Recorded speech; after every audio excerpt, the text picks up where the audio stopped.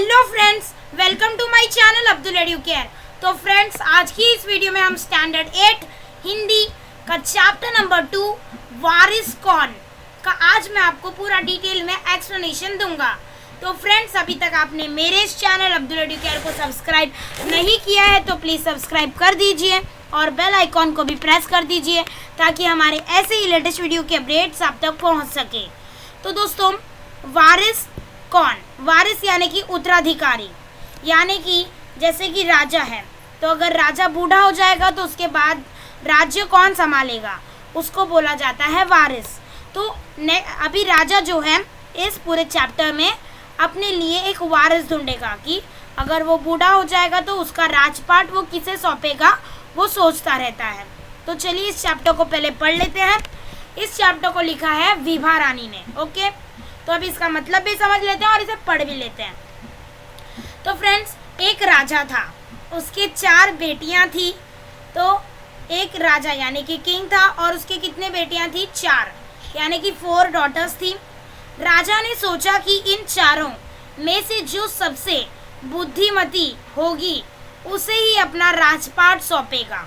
तो दोस्तों, जो राजा ने वो सोचा कि इसमें जो सबसे ज़्यादा इंटेलिजेंट थी, होशियार रहेगी चारों में से, मैं उसे ही अपना राजपाट सौंपूंगा, यानी कि उसे ही मैं उत्तराधिकारी बनाऊंगा अपने बाद। इसका फैसला कैसे हो?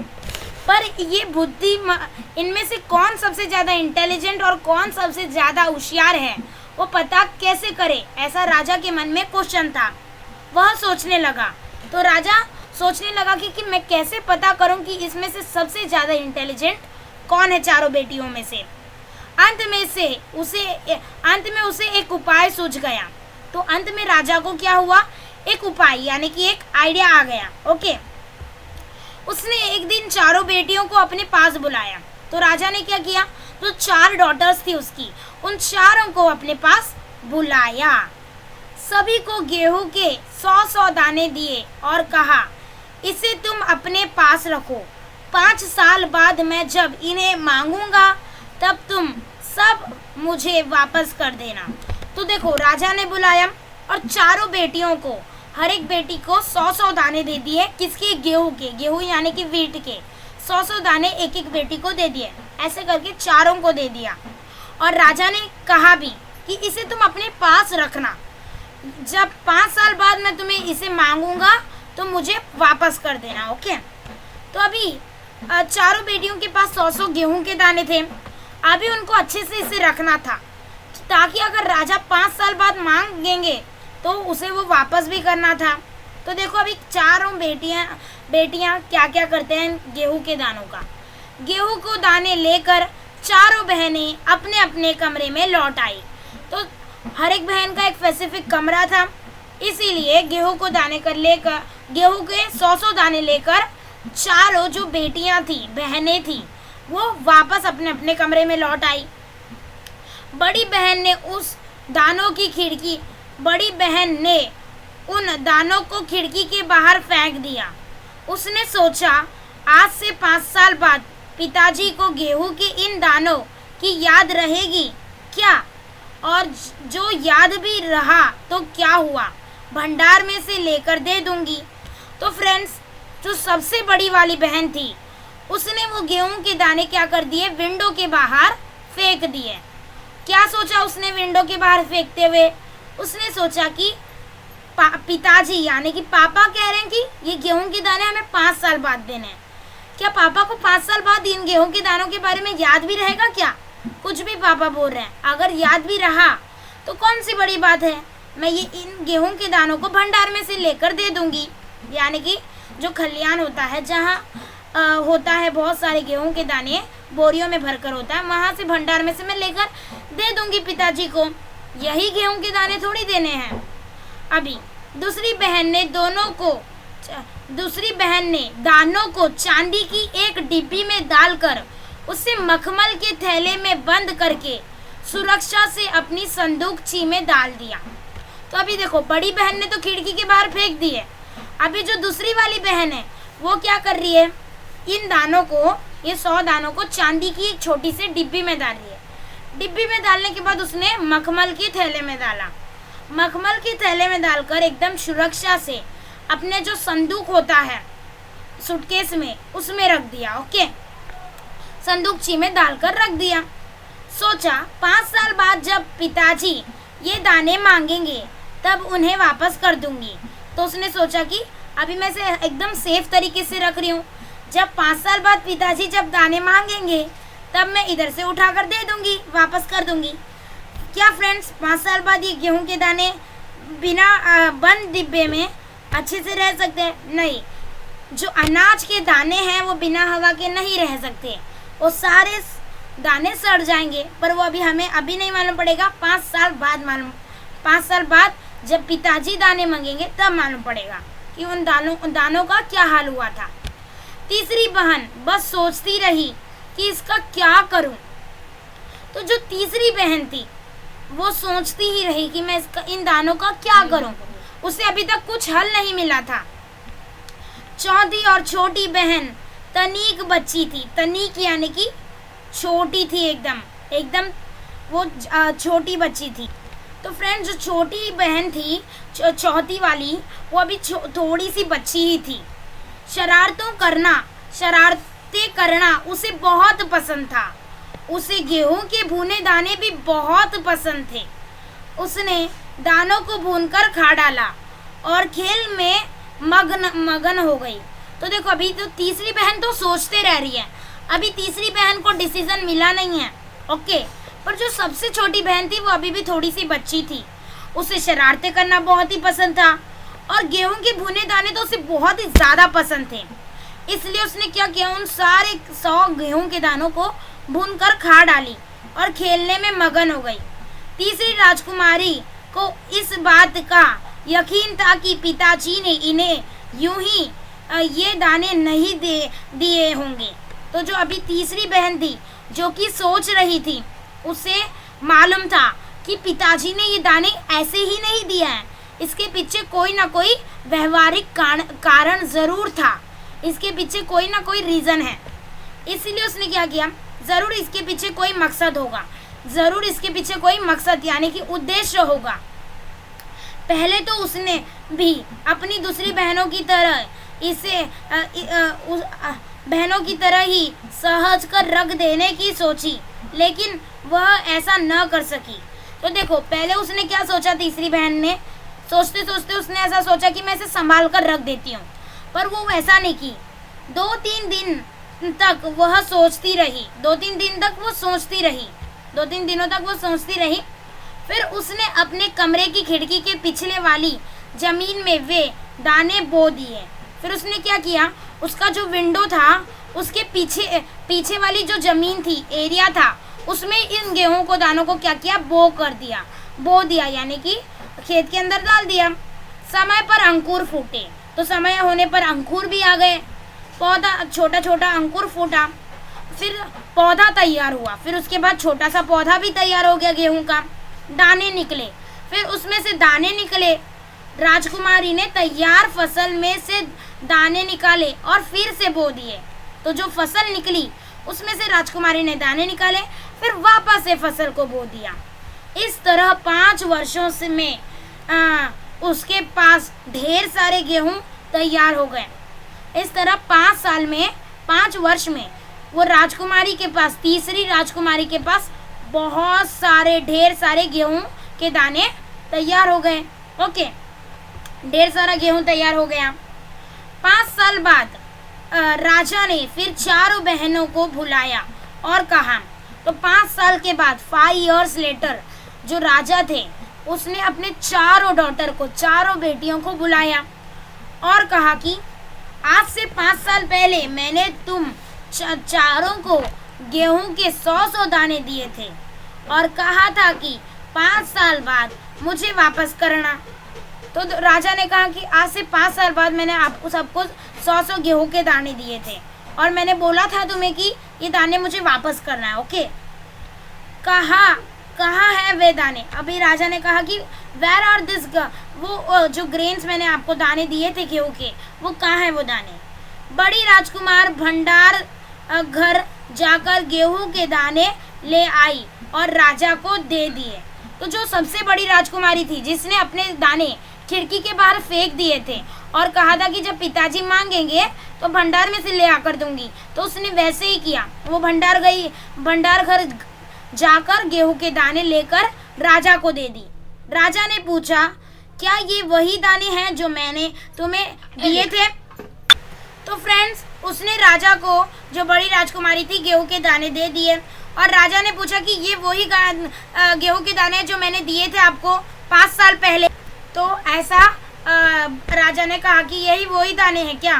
पहले तो राजकुमारी ने हाँ कह दिया।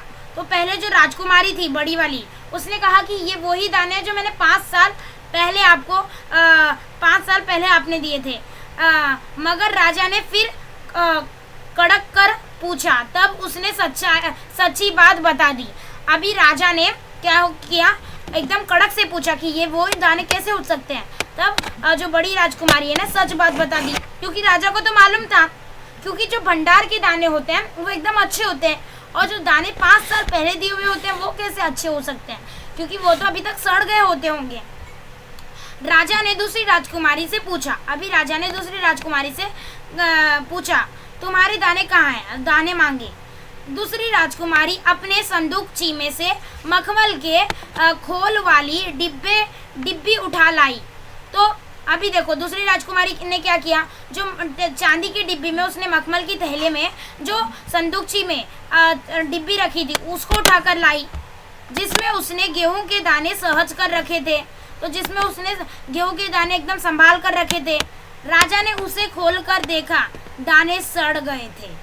तो राजा ने उस डिब्बी को खोलकर देखा तो दाने क्या हो गए थे, एकदम सड़ गए थे, क्योंकि उसने डिब्बी को बंद कर रख दिया था और डिब्बी में दानों को हवा नहीं मिल पाई और दाने सड़ गए।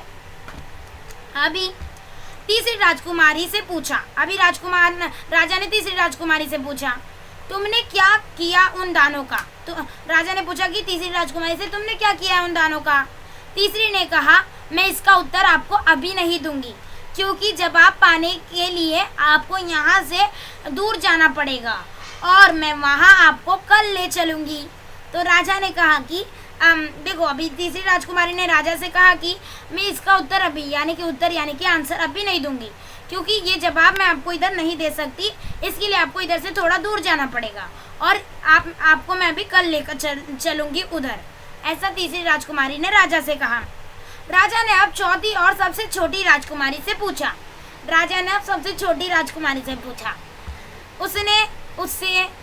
उसने उसी बेपरवाही से जवाब दिया। तो अभी देखो, चौथी राजकुमारी तो बच्ची थी, उसने क्या किया, बेपरवाही से आंसर दिया, उन दानों की कोई कीमत है पिताजी? वैसे तो ढेरों दाने भंडार में पड़े हैं। तो देखो, छोटी राजकुमारी ने कहा चौथी राजकुमारी ने कि उन दानों की क्या कीमत है, वो तो 100 दाने हैं, वैसे तो ढेरों दाने भंडार में पड़े हैं पिताजी। आप तो जानते हैं ना, मुझे गेहूं के भुने दाने बहुत अच्छे लगते हैं। 100 में तो देखो, अभी छोटी राजकुमारी ने कहा कि आप तो जानते हैं मुझे गेहूं के भुने दाने बहुत अच्छे लगते हैं, 100 में उन्हें भूनकर खा गई, इसीलिए मैं उन्हें भूनकर खा गई। 100 में उन्हें भूनकर खा गई। आप भी पिताजी किन किन चक्रों में पड़ जाते हैं? तो अभी छोटी वाली लड़की कह रही है बेपरवाही से कि आप भी पिताजी किन किन चक्रों में, किन किन दुविधाओं में पड़ जाते हैं, छोड़िए ना बात को। तो ऐसा उसने कहा। सभी के उत्तर से राजा को बड़ी निराशा हुई। तो अभी देखो, पहली वाली राजकुमारी ने तो रॉन्ग काम कर दिया, उसने तो भंडार के लाकर दे दिए, वो तो बड़ी वाली तो खिड़की के बाहर फेंक दी थी, और दूसरी के पास तो दिमाग ही नहीं था, उसने तो डिब्बी के अंदर बंद करके रख दिया था, जिसकी वजह से दाना सड़ गए थे गेहूं के। और चौथी वाली राजकुमारी ने तो भून कर ही खा लिया। तो इसीलिए राजा बड़ी ही दुविधा में था, निराश हुआ था कि ऐसे अगर ये लड़कियां ऐसे ही सोचते रहेंगे तो मेरा उत्तराधिकारी कौन बनेगा। पर दोस्तों, अभी भी तीसरी वाली लड़की का उत्तर बाकी था। चारों में से अब उसे केवल तीसरी बेटी से ही थोड़ी उम्मीद थी, इसीलिए चारों बेटियों में से अब उसे जो तीसरी वाली राजकुमारी थी उसमें से ही थोड़ी उम्मीद बची थी अभी भी। दूसरे दिन तीसरी राजकुमारी राजा के पास आई। तो दूसरे दिन जो तीसरी वाली राजकुमारी थी वो राजा के पास आई। तो देखो, उसने पहले दिन कहा था कि मैं अभी आपको उत्तर नहीं दूंगी, एक दिन बाद दूंगी, तो अभी वो एक दिन आ चुका है। तो अभी दूसरे दिन तीसरी राजकुमारी राजा से कहती है कि मैं अभी आपको अभी उत्तर दूंगी। उसने कहा चलिए पिताजी, आपको मैं दिखाऊं कि गेहूं के वे दाने कहाँ हैं। तो अभी देखो, तीसरी राजकुमारी ने कहा कि चलिए पिताजी, मैं अभी आपको बताती हूँ कि वो जो गेहूं के दाने आपने मुझे दिए थे वो कहाँ हैं। राजा रथ पर सवार हो गया। तो अभी राजा रथ पर बैठ गया। रथ महल नगर पार करके खेत की तरफ बढ़ चला। तो रथ ने महल पार किए, नगर पार किया और खेतों की तरफ बढ़ चला, वो रथ जो होता है। राजा ने पूछा आखिर कहाँ रख छोड़ है, तो आखिर कहाँ रख छोड़ा है तुमने वे 100 दाने। तो अभी राजा ने पूछा कि तुम मुझे कहाँ लेकर जा रही हो और कहाँ रखा है उन 100 दानों को तुमने, तीसरी राजकुमारी से। इन 100 दानों के लिए तुम मुझे कहाँ कहाँ के चक्कर लगवाओगी। तो अभी राजा ने कहा कि इन 100 दानों के लिए तुम मुझे कहाँ कहाँ के चक्कर लगवाओगी। तो ऐसा राजा के मन में प्रश्न हो रहा था। तब तक रथ एक बड़े से हरे भरे खेत के सामने आकर रुक गया।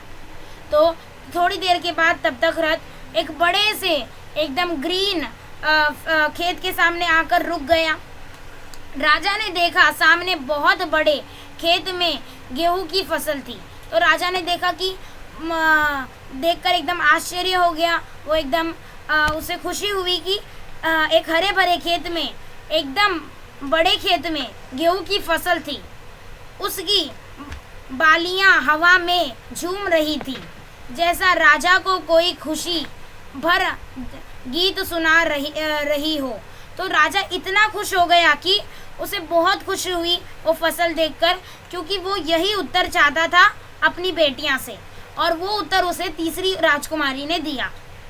अभी राजा ने हैरानी से राजकुमारी की ओर देखा। तो राजा ने एकदम हैरानी से, एकदम सरप्राइज होकर राजकुमारी की ओर देखा। उसने, राजकुमारी ने कहा पिताजी, ये हैं वे 100 दाने जो आज लाखों लाख दानों के रूप में आपके सामने हैं। तो तीसरी राजकुमारी ने कहा कि आपने जो मुझे 100 दाने दिए थे, वो ये दाने आज आपको लाखों लाख के रूप में दिखाई पड़ रहे हैं। यही वो 100 दाने जो है मैं आपके सामने रखती हूँ। मैंने उन 100 दानों को बोकर इतनी अधिक फसल तैयार की है। तो राजकुमारी ने कहा कि उन 100 दानों को मैंने बोकर खेत में आज इतनी अधिक फसल तैयार की है। राजा ने उसे गले लगा लिया और कहा, अब मैं निश्चिंत हो गया, तुम ही मेरे राज्य की सच्ची उत्तराधिकारी हो। तो अभी राजा ने कहा, गले लगाया, और उसने कहा कि अब वो निश्चिंत हो गया है। अब वो एकदम खुश हो गया और निश्चिंत एकदम फ्री हो गया है, ताकि उसे अपना राज्य का सच्ची उत्तराधिकारी मिल चुकी है। ओके फ्रेंड्स, अभी कुछ शब्द वाटिका में से शब्द देख लेते हैं और मुहावरे देख लेते हैं। तनिक यानी कि थोड़ा, मकसद यानी कि उद्देश्य, खोल यानी कि आवरण, उम्मीद यानी कि आशा, उत्तराधिकारी यानी कि वारिस। मुहावरे, चक्कर में पड़ जाना, चक्कर में पड़ना का मतलब दुविधा में पड़ना। गले लगाना यानी कि प्यार से मिलना।